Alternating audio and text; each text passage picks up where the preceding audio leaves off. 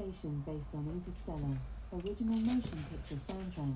Select Alexa, could you play Inception soundtrack, please? What's happening, guys? Hope you guys are well. I know we're all waiting for Mr. Boris Johnson's announcement about what's going to happen so far, but I'm going to continue sketching in my sketchbook. I'm going to do a sketch every day. Thank you to everybody who gave me suggestions. I'm going to go through each and every one of them. So I'm going to do a sketch a day. I did do a poll this morning, and everybody said everybody has asked for me to sketch Two-Face. So I did put down Poison Ivy or Two-Face, and you guys picked Two-Face. So I'm going to sketch him out. So I'm just putting down the outlines now and then going from there. I think I've taken up too much space on that one. Hope you guys are well. Hope you guys are safe. I'm going to wait for this announcement. I'm on YouTube at the moment now waiting. It hasn't started yet. It's making people wait. Unless I missed it, I'm not sure. But it does say this live event hasn't started yet, so I will continue drawing.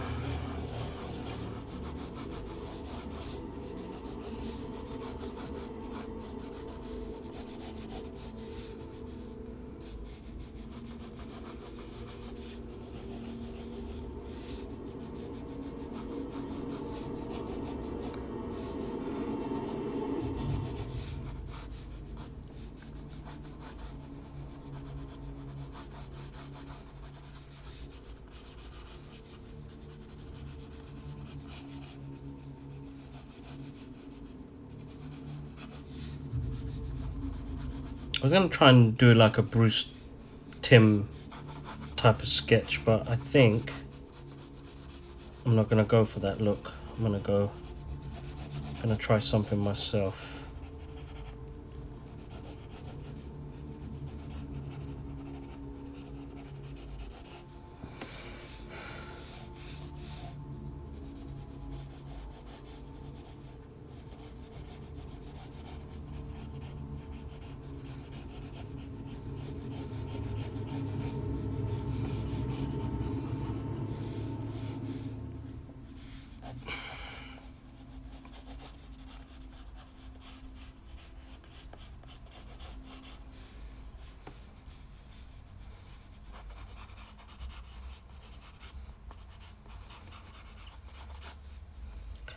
I think today is actually I probably drew him when I was younger.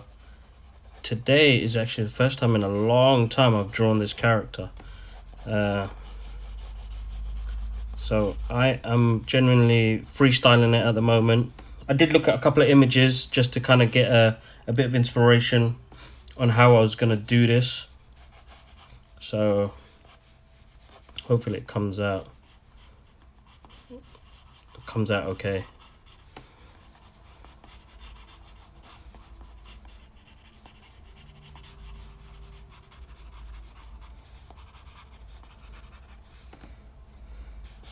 It's gonna be hard trying to make it gruesome.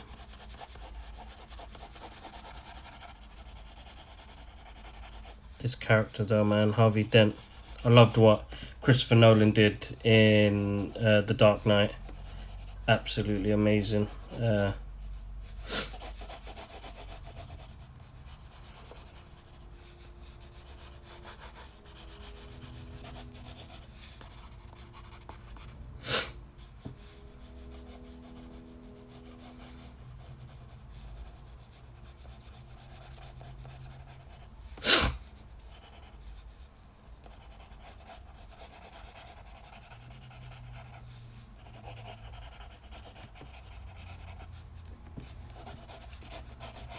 Giving him quite a long face like the Joker, so hopefully trying to make it quite menacing, you know.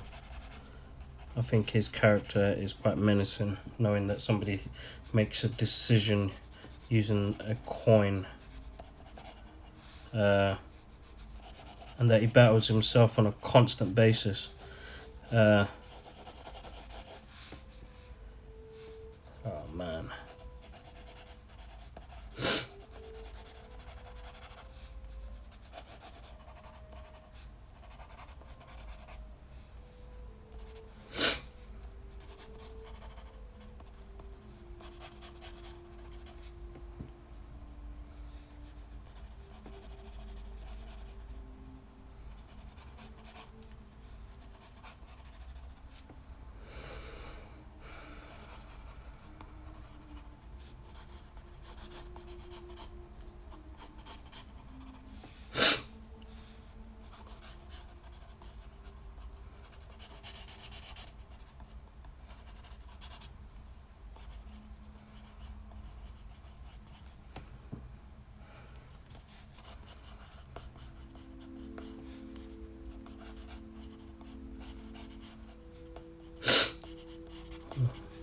Sniffles.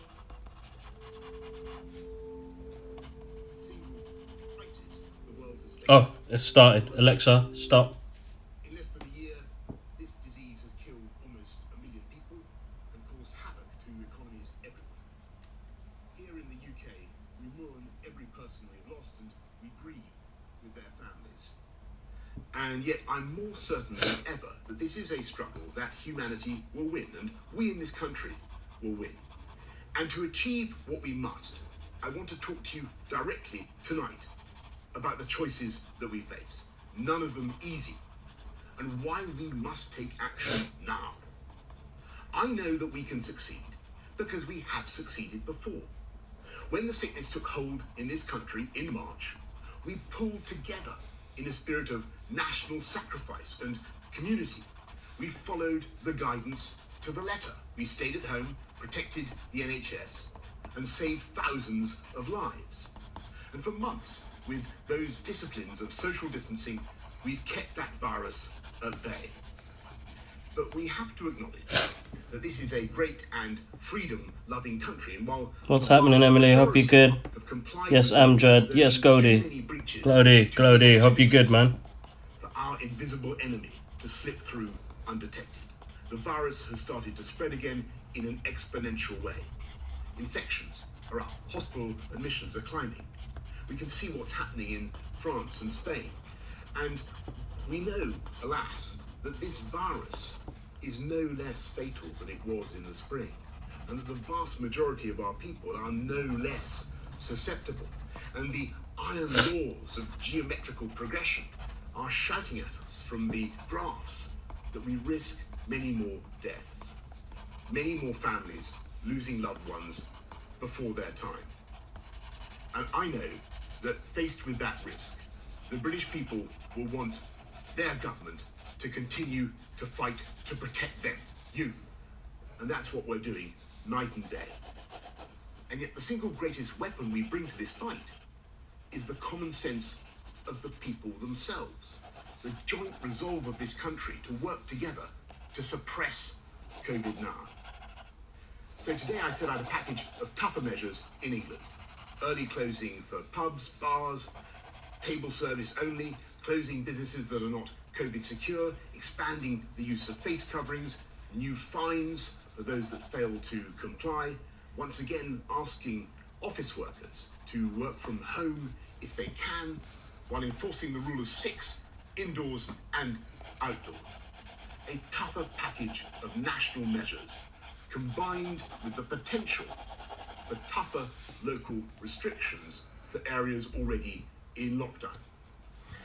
I know that this approach, robust but proportionate, already carries the support of all the main parties in Parliament. After discussion with colleagues in the devolved administrations, I believe this broad approach is shared across the whole UK. And to those who say we don't need this stuff and we should leave people to take their own risks, I say these risks are not our own. The tragic reality of having COVID is that your mild cough can be someone else's death knell. And as for the suggestion that we should simply lock up the elderly and the vulnerable, with all the suffering that would entail, I must tell you that this is just not realistic. Because if you let the virus rip through the rest of the population, it would inevitably find its way through to the elderly as well, and in much greater numbers. That's why we need to suppress the virus now. And as for that minority who may continue to flout the rules, we will enforce those rules with tougher penalties and fines of up to £10,000. We will put more police out on the streets and use the army to backfill if necessary. And of course, I'm deeply spiritually reluctant to make any of these impositions or infringe anyone's freedom. But unless we take action, the risk is that we will have to go for tougher measures later when the deaths have already mounted and we have a huge caseload of infection such as we had in the spring. If we let this virus get out of control now, it would mean that our NHS had no space once again to deal with cancer patients and millions of other non-COVID medical needs. And if we were forced into a new national lockdown, that would threaten not just jobs and livelihoods, but the loving human contact on which we all depend. It would mean renewed loneliness and confinement for the elderly and vulnerable, and ultimately it would threaten once again the education of our children. We must do all we can to avoid going down that road again. But if people don't follow the rules we've set out, then we must reserve the right to go further. We must take action now, because a stitch in time saves 9. And this way, we can keep people in work, we can keep our shops and our schools open, and we can keep our country moving forward while we work together to suppress the virus. That is our strategy. And if we can follow this package together, then I know we can succeed, because in so many ways, we're better prepared than before. We have the PPE, we have the beds, we have the Nightingales, we have new medicines pioneered in this country that can help save lives. And though our doctors and our medical advisors are rightly worried about the data now and the risks over winter, they are unanimous that things will be far better by the spring, when we have not only the hope of a vaccine, but one day soon, and I must stress that we're not there yet, of mass testing so efficient that people will be able to be tested in minutes so they can do more of the things they love. That's the hope, that's the dream. It's hard, but it's attainable, and we're working as hard as we can to get there. But until we do, we must rely on our willingness to look out for each other, to protect each other. Never in our history has our collective destiny and our collective health depended so completely on our individual behavior. If we follow these simple rules together, we will get through this winter together. There are unquestionably difficult months to come, and the fight against COVID is by no means over. And I have no doubt, however, that there are great days ahead. But now is the time for us all to summon the discipline and the resolve and the spirit of togetherness that will carry us through.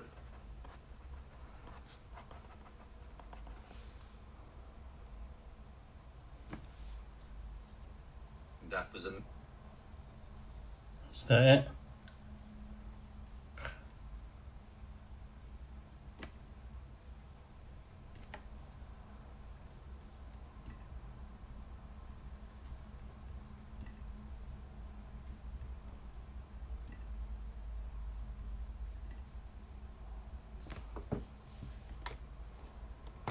Alexa, continue.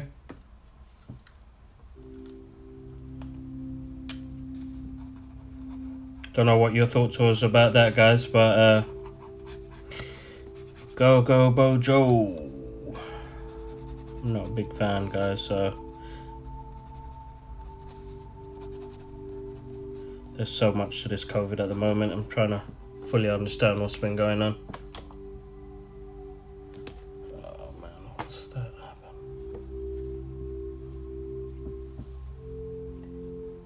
Sorry guys, my laptop has gone suddenly funny. Let's restart. Hopefully it should stop it. But yeah, here we go. I'm gonna ink it and add a little bit of color just to make it jump out and stuff.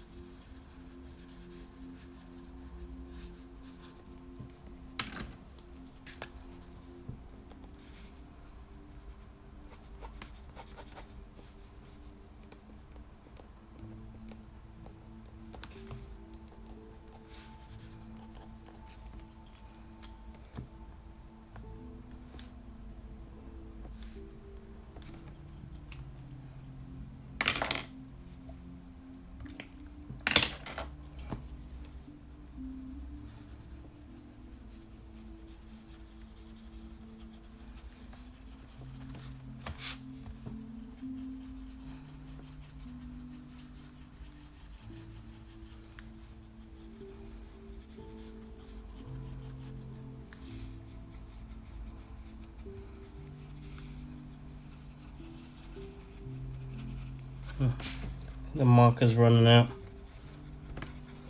It's alright. I'm kind of...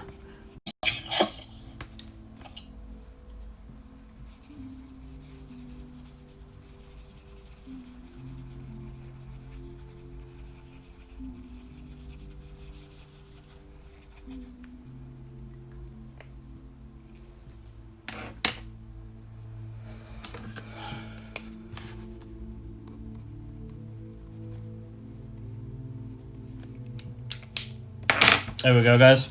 Two-Face. Finished. Thanks for watching, guys. If you guys catch it later on, I hope you guys enjoyed that. I'm going to put up a poll tomorrow on who I should sketch next. And I will, keep you guys posted.